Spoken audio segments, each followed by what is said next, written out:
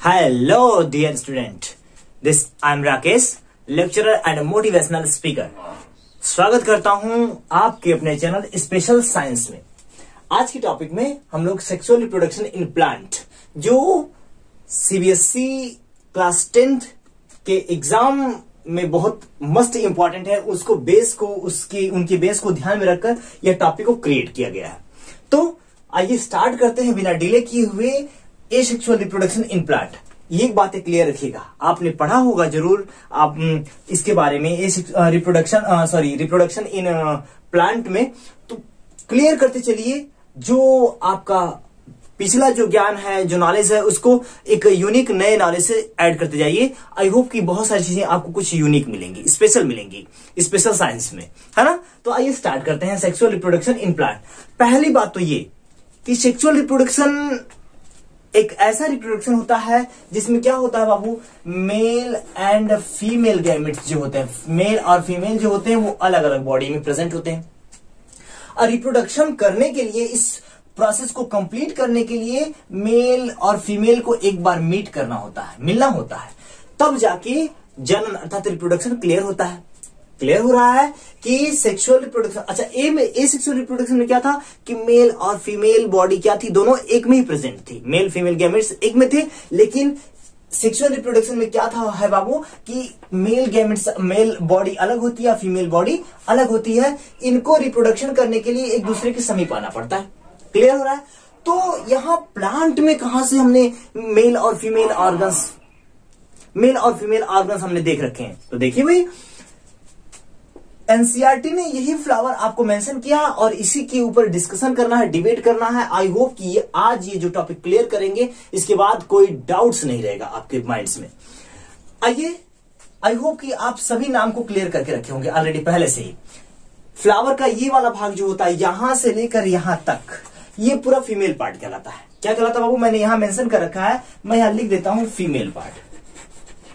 बात है क्लियर। और ये वाला जो पार्ट होता है ये मेल पार्ट होता है। तो मेल तो अलग है और फीमेल भी क्या है, पूरी तरह से सेपरेट अलग है। और मेल को फीमेल के पास आने के लिए और वहां से क्या होता है कि यहां से लेकर यहां आता है मेल, इसके स्टिग्मा वाले भाग पे, सबसे अपर वाले रीजन पे, और यहां से जाके यहां मीट करता है, मिलता है।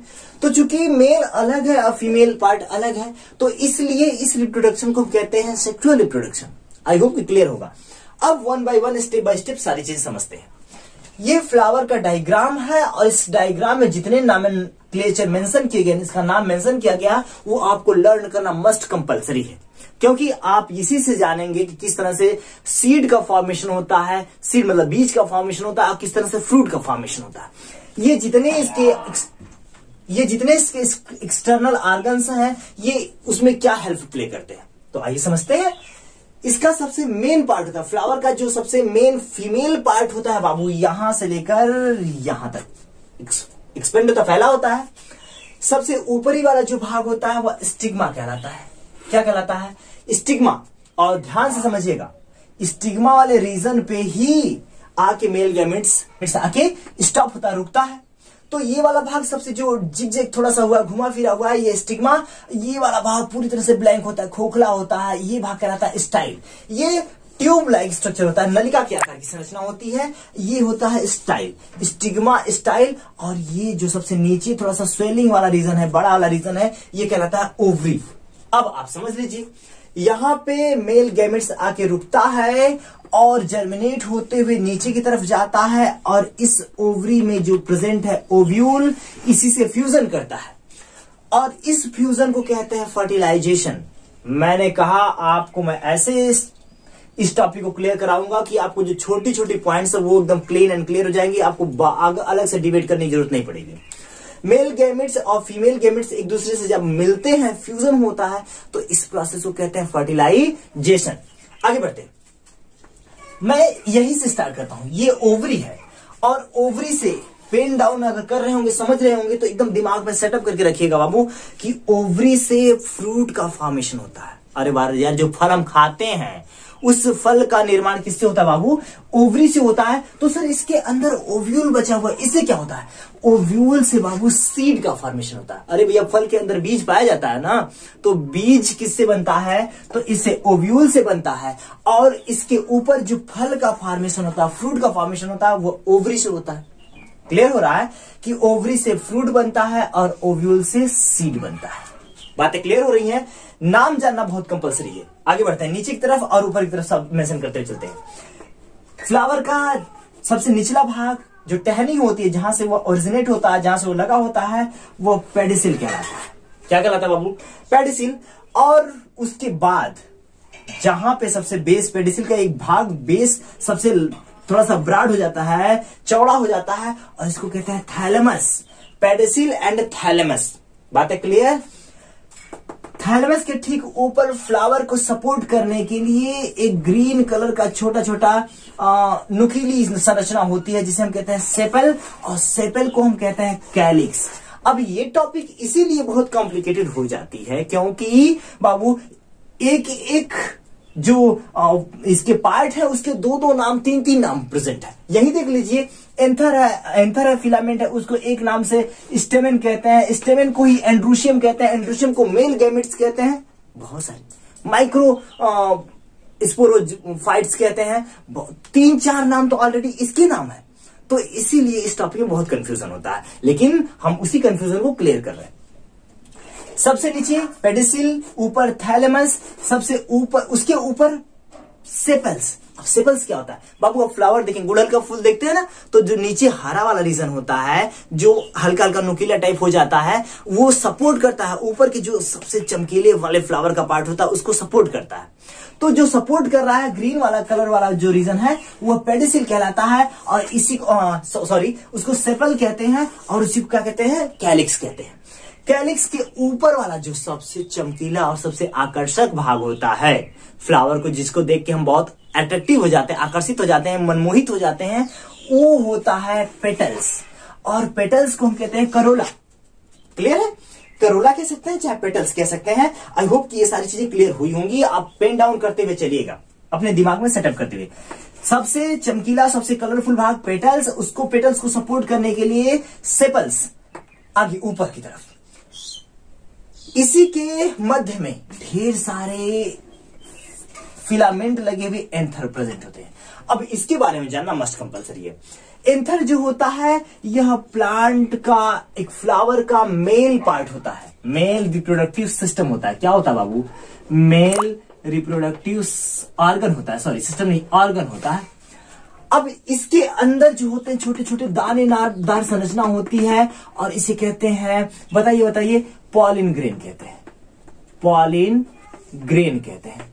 अब आप एक बात समझिए, सबसे नीचे पेडंकिल, फिर थैलेमस, फिर सेपल्स, फिर पेटल्स। पेटल्स के बीचों बीच में ढेर सारी असंख्य मात्रा में, मतलब 4, 6, 10 की संख्या में फिलामेंट होते हैं, जिसके ऊपरी सतह पे एंथर लगा होता है, और एंथर को मेल ऑर्गन कहते हैं। और एंथर के अंदर भरा होता है छोटा छोटा पॉलिन ग्रेन, कुछ इस तरह की संरचना।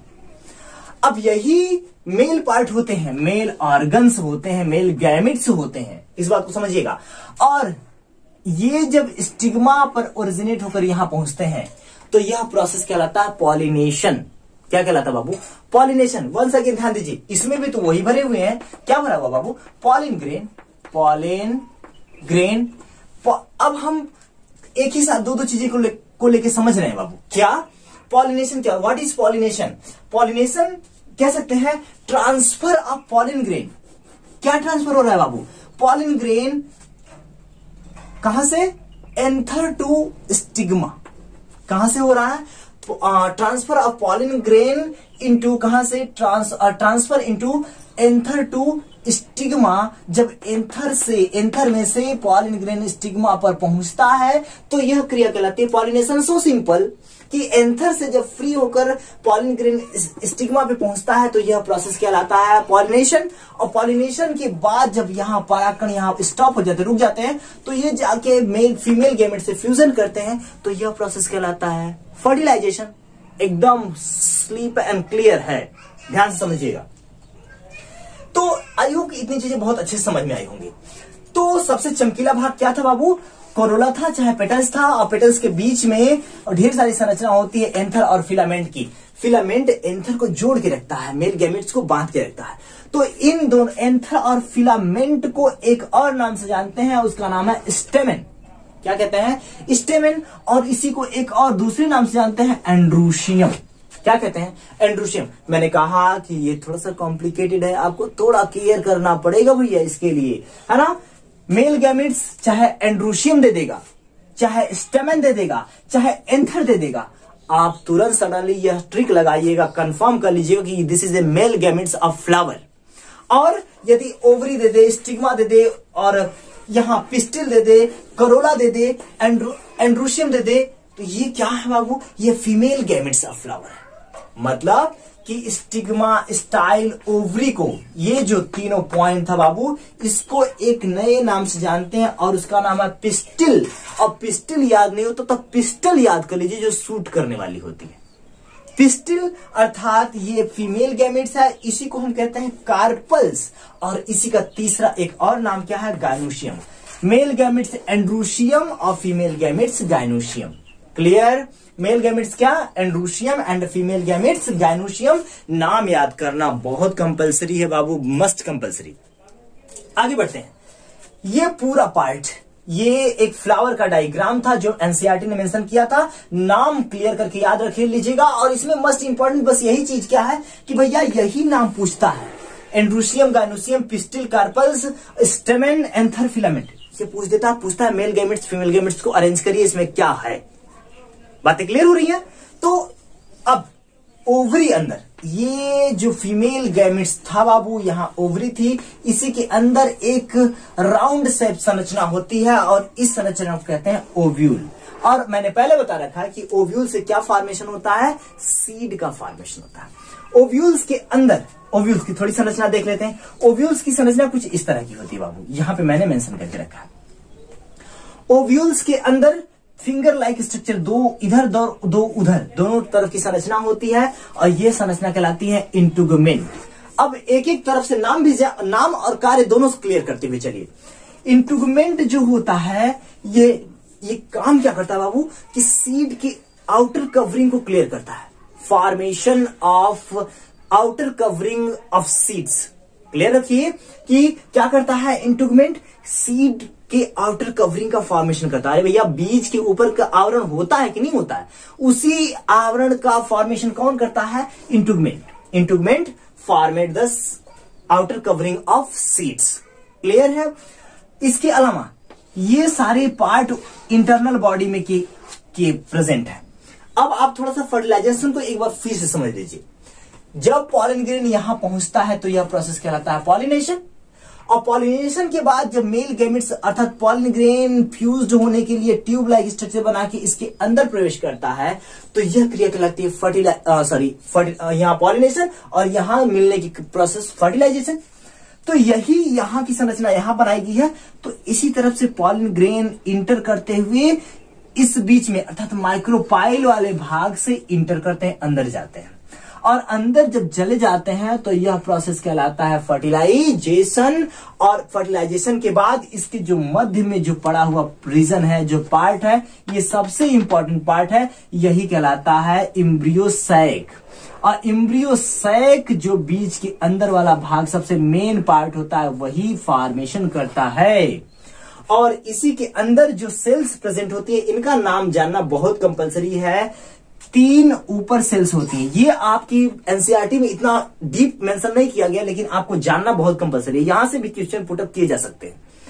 तो 3 ऊपरी वाले रीजन में सेल्स होती हैं और उन सेल्स का नाम है एंटीपोडल सेल। क्या कहते हैं बाबू?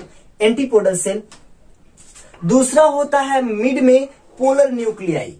और नीचे की तरफ नीचे वाले रीजन पे भी 2 टाइप्स की सेल प्रेजेंट होती है, जिसमें 3 ऑलरेडी सेल्स एक दूसरे से अटैच्ड होती हैं। मैंने आपको यहां पे दिखाया है ना। तो 3 सेल नीचे की तरफ होती हैं, उसमें से एक सेल होती है egg cell. 1 is called egg cell and 2 cells called synergid cell. कार्य समझिए और मेंशन दिमाग में पूरी तरह से सेटअप कर लीजिए। सिनर्जिड सेल और एंटीपोडल सेल, ये जो दोनों सेल्स हैं, जब फर्टिलाइजेशन कंप्लीट हो जाता है बाबू, तो इसके अंदर जब सीड और एम्ब्रियो का फॉर्मेशन स्टार्ट होता है, एक सेल से फ्यूजन और एक पोलर न्यूक्लियाई से फ्यूजन होने के बाद जब हम उसके अंदर एम्ब्रियो सेक का फॉर्मेशन होता है, सीड का पूरी तरह से मैच्योरेशन स्टार्ट होता है, तो बाबू ये दोनों तीनों सेल ऊपर की और दो नीचे की सिनर्जिड सहायक कोशिका, इन्हें सिनर्जिड सेल को कहते हैं सहायक कोशिका, ये बेचारी और ये जो होती हैं कि अपने आप को फिनिश कर करके पिघल के इसको सरवाइव करने के लिए, इसको सक्सेस करने के लिए, इसको जीवित रखने के लिए क्या करती हैं, ये अपने आप को फिनिश्ड कर लेती हैं। केवल इनको सर्वाइवल न्यूट्रिएंट प्रोवाइड करने के लिए ये क्या करती हैं, सिनर्जिड सेल सहायक कोशिका और एंटीपोडल सेल फिनिश्ड हो जाती हैं इनको सर्वाइवल के लिए, कि सीड जो एम्ब्रियो फॉर्मेट हो रहा है वो अच्छे से ओरिजिनेट हो जाए, बन जाए। क्लियर है? तो ये सहायक कोशिका ऊपर की है। तो इस प्रोसेस द्वारा सीड का फॉर्मेशन होता है। किसका फॉर्मेशन होता है बाबू? सीड का फॉर्मेशन होता है। और एम्ब्रियो से ओव्यूल से क्या होता है, ओव्यूल के ऊपरी रीजन वाला जो पार्ट है यह सीड का आउटर कवरिंग बनाता है। बीच वाला जो भाग होता है एम्ब्रियो सैक जो यहां बनाया गया बाबू, ये होता है, इससे बीज का फॉर्मेशन होता है। और ओवरी से क्या होता है, फ्रूट का फॉर्मेशन होता है। आई होप कि इतनी चीजें बहुत अच्छे से क्लियर हुई होंगी। आप self fertilisation and cross pollination, self pollination and cross pollination जरूर पढ़ लीजिएगा। मैं डिवाइड कर देता हूं, उसके ऊपर आप समझ लीजिएगा, बस ऐसे ही। वीडियो काफी लंबी हो गई है, तो आज के लिए इतना ही। अपना ध्यान रखिए और बेहतरीन ढंग से तैयारी करिए। जो भी चीजें टॉपिक में छूटी हुई होंगी उसको क्लियर कर लिया जाएगा। मेरे वीडियो को देखने के लिए, अपने दोस्तों तक भेजने के लिए, शेयर करने के लिए आपको बहुत बहुत thank you. Thank you so much. आपकी लाइफ के लिए, आपके एग्जाम के लिए आपको best of luck. Best of luck once again.